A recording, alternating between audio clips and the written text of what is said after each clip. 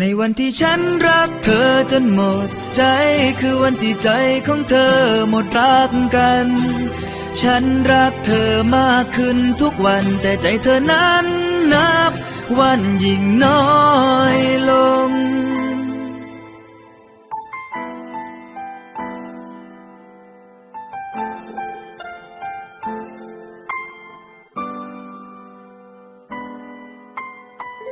มันเกิดอะไร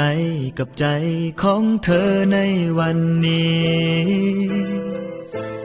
คำว่ารักที่มีนับวันเลือนหายไปคนที่ฉันรู้จักรักที่ฉันไว้ใจเปลี่ยนไปเลือนหายไปตามเวลาจากใจฉันที่มันไม่เคยจะรักใครเริ่มจากศูนย์จนมันรักเธอเต็มหัวใจ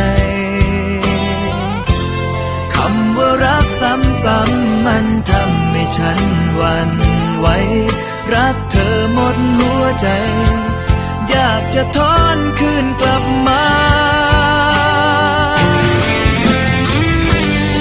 ในวันที่ฉันรักเธอจนหมดใจคือวันที่ใจของเธอหมดรักกันฉันรักเธอมากขึ้นทุกวันแต่ใจเธอนั้นนับวันยิ่งน้อยลงเธอเริ่มจากร้อยถอยจนไม่เหลือเลยจากคนที่เคยรักฉันจนหมดใจ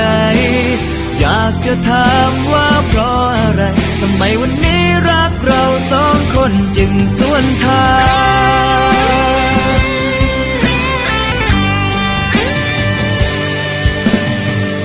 บอกหน่อยได้ไหมว่าฉันต้องทำตัวเช่นไรฉันนั้นก็รู้ว่าตัวฉันคงต้องทำใจแค่อยากจะรู้ว่าเธอนั้นมีวิธีไหน